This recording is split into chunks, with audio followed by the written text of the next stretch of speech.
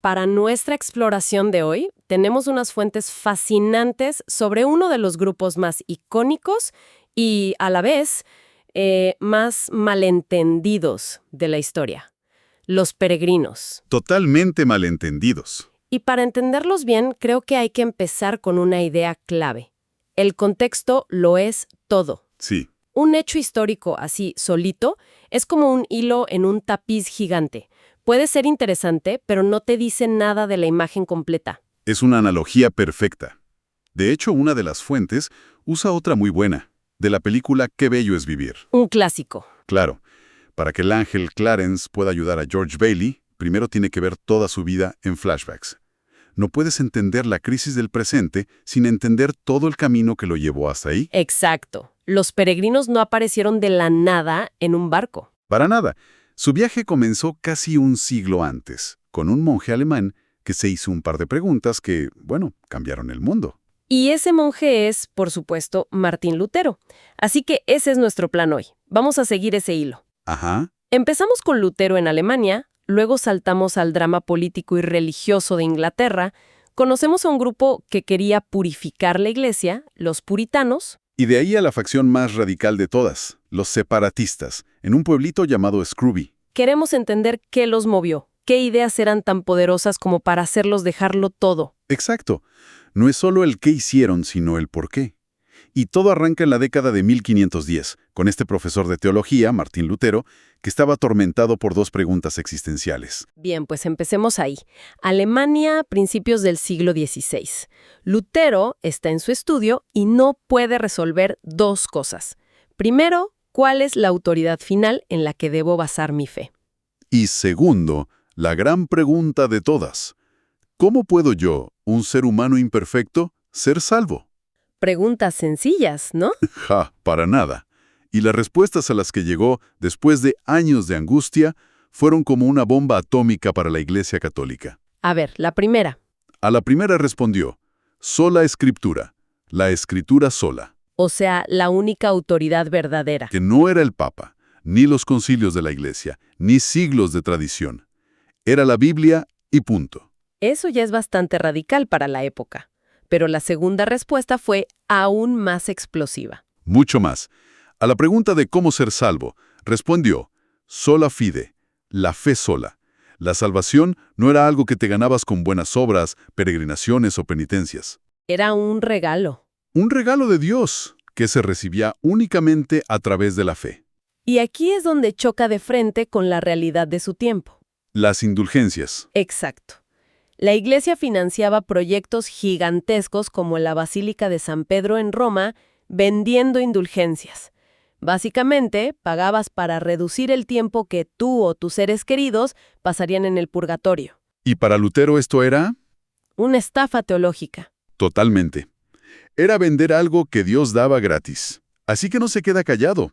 En 1517 clava sus famosas 95 tesis en la puerta de la iglesia de Wittenberg. Que al principio no buscaba una ruptura, ¿cierto? Quería un debate. Quería un debate académico, pero la reacción de la iglesia, bueno, no fue de diálogo. No. El Papa León X básicamente le dijo que se callara y se retractara. Y esa negativa a debatir solo empujó a Lutero a llevar sus ideas hasta las últimas consecuencias. Si la Iglesia no se reforma, entonces la Iglesia está equivocada. Precisamente.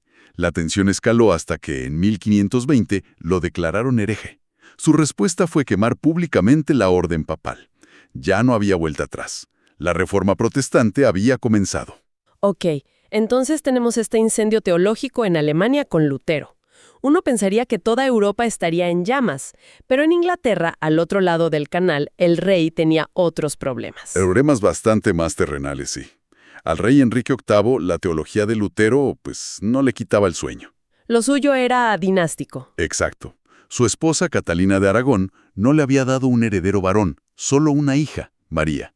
Y para un rey Tudor, eso era una crisis de Estado.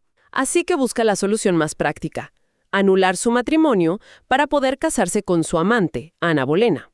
Y pide permiso al Papa, esperando que sea un simple trámite. Pero se topa con un problema geopolítico gigante. ¿Cuál? Un problema llamado Carlos V, el emperador del Sacro Imperio Romano Germánico, el hombre más poderoso de Europa. Y resulta que Catalina de Aragón era su tía. Ahí está el detalle. El Papa estaba literalmente atrapado. Si le daba la anulación a Enrique, enfurecía al emperador. Si no se la daba, enfurecía al rey de Inglaterra. Y ante la negativa del Papa, Enrique VIII toma una decisión que lo cambia todo. Básicamente dice, Si no me dejas hacer lo que quiero dentro de tu iglesia, me creo la mía. tal cual. En un acto de audacia política increíble, se casa en secreto con Ana Bolena y hace que el Parlamento lo declare a él y no al Papa jefe supremo de la Iglesia de Inglaterra. O sea que la reforma inglesa tuvo mucho más que ver con las hormonas que con la teología. Totalmente. La razón por la que Inglaterra rompe con Roma no fue una crisis de fe como la de Lutero, sino porque el rey no podía tener un hijo varón. Es increíble cómo un problema tan personal redibuja el mapa religioso de un continente. Y es clave entender que esta nueva iglesia anglicana al principio no era muy protestante, ¿verdad? Para nada. Enrique se deshizo del Papa, claro, y disolvió los monasterios para quedarse con sus riquezas. Pero en doctrina y culto, la iglesia seguía siendo muy católica. Y lo que vino después fue un verdadero latigazo religioso para el pueblo. Un vaivén brutal. Primero su hijo, Eduardo VI, un protestante convencido, empuja a la iglesia hacia una reforma más genuina. Pero muere muy joven. Y lo sucede su media hermana, María I, la hija de Catalina. Una católica devota y resentida que intenta hacer retroceder el reloj a la fuerza. Desata una persecución feroz, quema a casi 300 protestantes en la hoguera. De ahí su apodo Bloody Mary. María la Sanguinaria, sí. Y esto es importantísimo para nuestra historia, porque cientos de protestantes radicales huyen de Inglaterra para salvar la vida. Se exilian en ciudades europeas que eran el corazón de la reforma, como Ginebra. Y lo que ven allí les abre los ojos.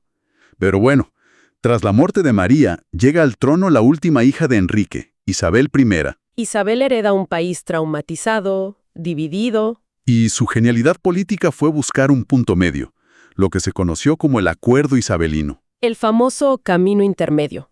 ¿En qué consistía exactamente? Era una solución de compromiso. En teología, la iglesia anglicana sería protestante. Se afirmaban doctrinas como la justificación por la fe, la autoridad de la Biblia. Pero en la práctica. En la práctica, en su estructura y su liturgia, conservaría mucho del catolicismo. Los obispos, las vestimentas, los rituales elaborados. Era, por así decirlo, una iglesia con cabeza protestante y cuerpo católico. Una solución para mantener la paz. Pero claro, para ese grupo de protestantes que venían de vuelta del exilio, este camino intermedio no era paz, era una traición. Era inaceptable, exacto. Estos eran los que sus enemigos, de forma burlona, empezaron a llamar puritanos, porque querían purificar la iglesia de todo rastro de papismo. Y no eran solo un grupito de descontentos. No. Eran un movimiento teológico serio, apasionado. Y su pensamiento venía moldeado por dos grandes influencias. A ver, la primera, según las fuentes, eran las ideas de un traductor de la Biblia, William Tyndale, sobre la idea de un pacto nacional. Correcto. Veían a Inglaterra como una especie de nuevo Israel. Creían que la nación entera tenía un pacto con Dios. Y si la iglesia oficial estaba contaminada con prácticas que ellos consideraban idólatras, Entonces Dios castigaría a toda la nación. Sentían una urgencia tremenda por reformar la iglesia para evitar la ira divina. y la segunda influencia es la que mencionabas, la experiencia del exilio. Los que huyeron de Bloody Mary fueron a lugares como Ginebra, en Suiza, que estaba bajo el liderazgo de un reformador francés, Juan Calvino. Y allí vieron una reforma llevada a su máxima expresión. Vieron una iglesia despojada de todo lo que ellos consideraban pompa católica, Y un sistema de gobierno eclesiástico, el presbiterianismo, que les pareció mucho más bíblico. En lugar de tener obispos designados desde arriba, las propias congregaciones elegían a sus líderes. una especie de democracia para la iglesia. Exacto. Regresaron a Inglaterra convencidos de que el camino intermedio de Isabel era, en realidad, un camino a ninguna parte. Y aquí es donde las fuentes señalan una distinción teológica que parece sutil, pero que tiene consecuencias enormes.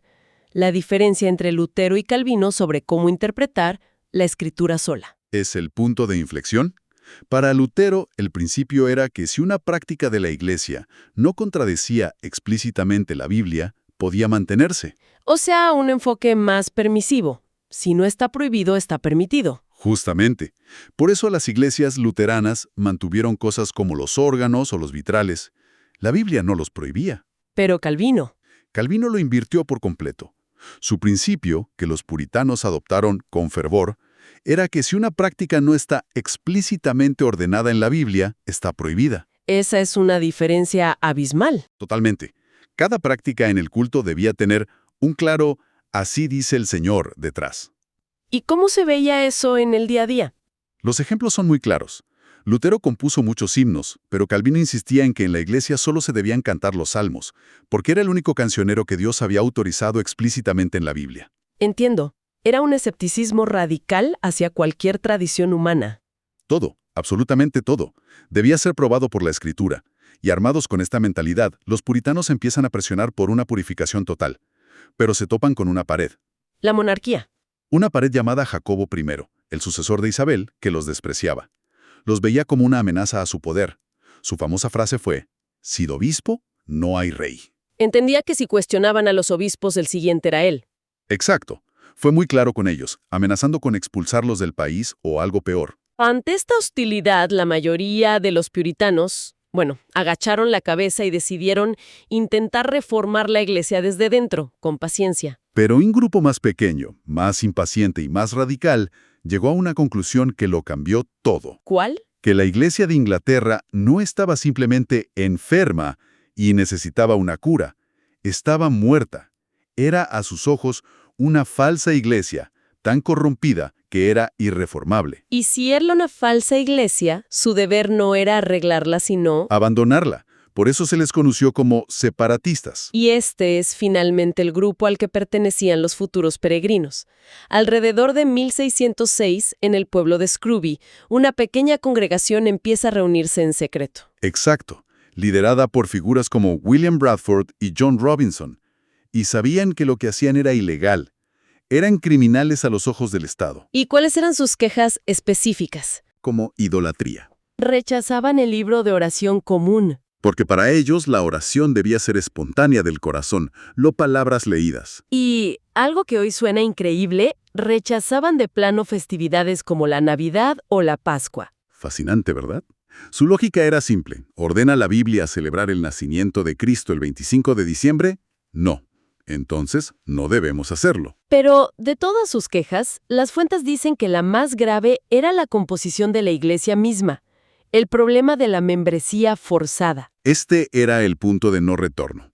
En la iglesia anglicana, si vivías en una parroquia, eras miembro. Nacías, te bautizaban y ya eras parte de ella. Y los separatistas veían esto como una mezcla profana. Exacto. Significaba que los verdaderos creyentes estaban codo a codo con, en sus palabras, ateos, borrachos y herejes. Para ellos, eso contaminaba todo el acto de adoración. Ah, entonces para ellos la iglesia no era algo a lo que pertenecías por nacer en un lugar, sino una comunidad a la que elegías unirte activamente. Es la base de todo. Creían que la iglesia visible debía ser una comunidad de santos visibles. O sea, gente que pudiera dar un testimonio creíble de su fe. Correcto. La membresía no se basaba en tu dirección postal, sino en una profesión de fe voluntaria. Una comunidad de creyentes comprometidos. Y por todo esto llegaron a la conclusión de que quedarse en la Iglesia de Inglaterra era participar en su pecado, era desobedecer a Dios. Y encontraron su justificación, como siempre, en la Biblia. Citaban directamente al apóstol Pablo, «Salid en medio de ellos y apartaos, dice el Señor». Para ellos no era una sugerencia. Era un mandato divino. Y esa convicción, esa lectura literal y directa de la Escritura, fue lo que les dio el valor para dejar sus hogares, su país y embarcarse en un viaje hacia lo desconocido. Así que ahí lo tenemos, el tapiz completo. No es la historia simple de un grupo que buscaba libertad religiosa en un sentido moderno. Para nada. Es la culminación de un siglo de debates teológicos, intrigas políticas y una búsqueda cada vez más intensa de lo que ellos consideraban la única y verdadera forma de ser iglesia según la Biblia. Hemos rastreado el camino, desde las ideas de Lutero, pasando por la reforma política de Enrique VIII, el camino intermedio de Isabel I y la creciente impaciencia de los puritanos armados con la interpretación estricta de Calvino. Y todo eso destilado en la decisión radical de ese pequeño grupo en Scrooby de separarse por completo. Su historia no empezó en el Mayflower. Empezó en la mente de Lutero, en la corte de Enrique VIII y en las aulas de Ginebra. Es un recordatorio fascinante de que las ideas tienen consecuencias, a veces, siglos después. Y para reflexionar, las fuentes nos dejan un último detalle, una frase de su propio pacto de iglesia. La congregación de Scrooby se comprometió a caminar juntos en todos los caminos de Dios que les serán conocidos o que les serían dados a conocer. Hay una humildad y una apertura en esa última frase que es muy interesante. Muchísimo. Y plantea una pregunta fascinante, ¿no? ¿Cómo puede un grupo que basa toda su existencia en la autoridad absoluta y final de un texto antiguo, la Biblia, dejar al mismo tiempo la puerta abierta a que Dios les revele nuevas verdades en el futuro? Es una tensión increíble. Y la posibilidad de una nueva luz sobre cualquier movimiento o comunidad que intenta construirse sobre principios fundacionales que se suponen inamovibles.